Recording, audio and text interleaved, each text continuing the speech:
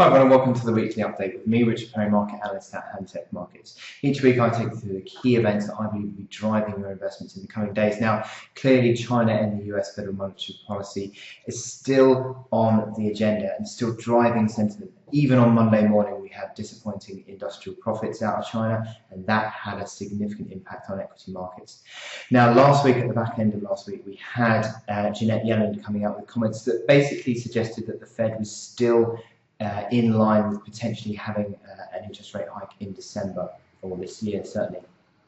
And it looks like that has sort of just shifted expectations of that interest rate hike again, and that pulled the dollar back towards some key tests on several of those Forex majors, which are continuing into this week. Now, how those tests play out, I think, depends on a lot of the data that comes out this week. We've got a significant amount of tier 1 economic data which will drive whether the Fed potentially moves on interest or not, or interest rates or not, because Janet Yellen also said that the Fed was basically, most of the committee was feeling that a 2015 rate hike was appropriate. However, it was still data dependent, and certainly I think that the data that we get this week could have a big impact on whether that data dependency means a rate hike or not.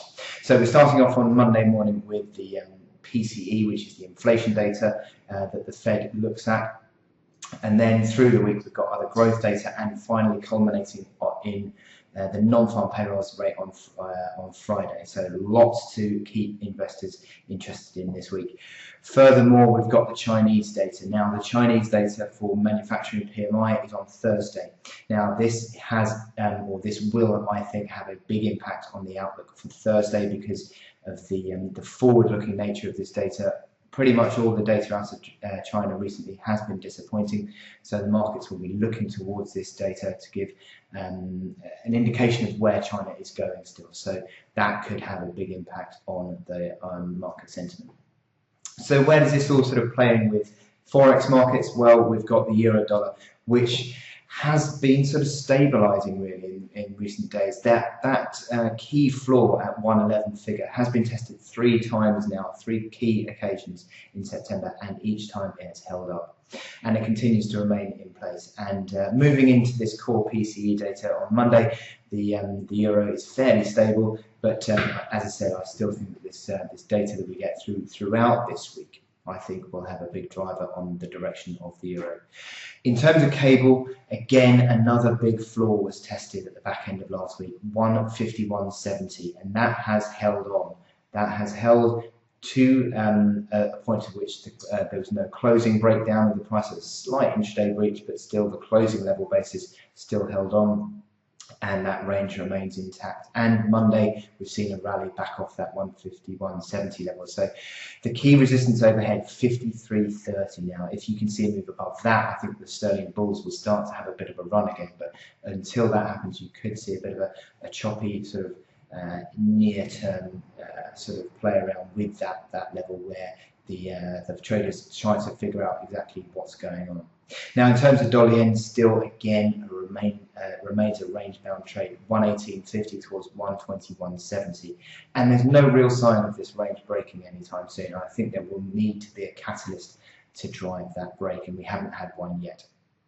For the commodity pairs, we've got the Kiwi dollar, which remains in this sort of stepped decline, continues to form resistance at lower levels. 64 to 64.50 is the current sort of range where it's finding trouble, and I think rallies are going to still be a chance to sell.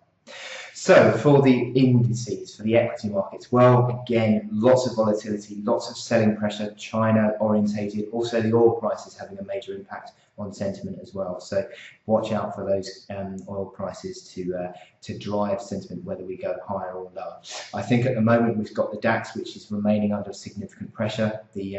Not only have we got the exposure to China and it being a big export market for Germany, but also this VW scandal that hit Germany last week. So big pressure to the downside still. 93.38 is the big key low there. Now, in terms of the S&P 500, well, it did drift off towards the end of last week, but it's still holding on to the 1903 key near-term support. So if that can remain in place, throughout this week, then I think the bulls will be quite content and happy, because we're sort of pushing towards earnings season next week. And I think that will start to give traders a bit of a different focus, as opposed to the big macro picture, which remains fairly disappointing at the moment. And FTSE 100 as well, 59.33 is a big key support, and needs to hold up above that. It's still sort of trading around with a slight little bearish bias, but still I think the FTSE remains okay on that regard, certainly compared to the DAX anyway, which is underperforming markets now.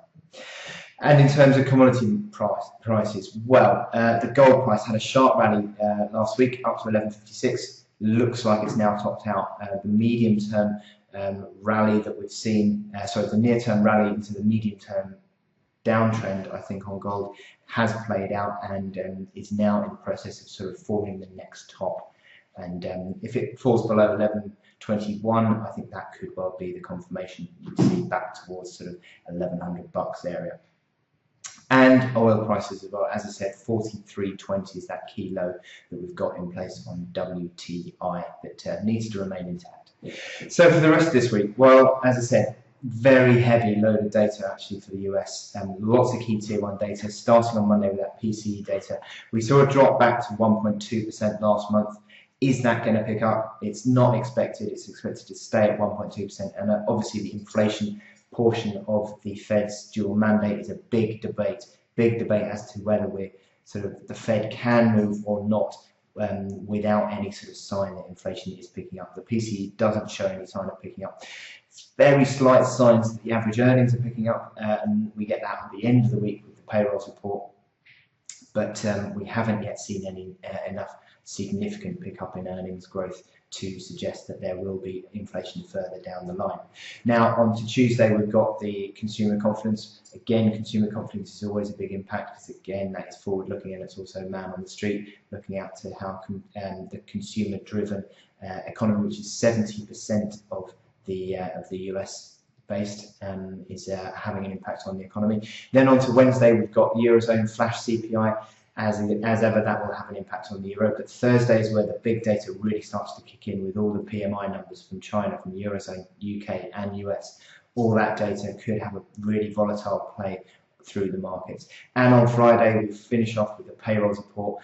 Obviously, the headline payrolls data continues to grab the focus of the attention, but the key players will be looking out for that earnings growth, and as to whether we start to see earnings coming through, and earnings growth is very important for the States in terms of generating inflation.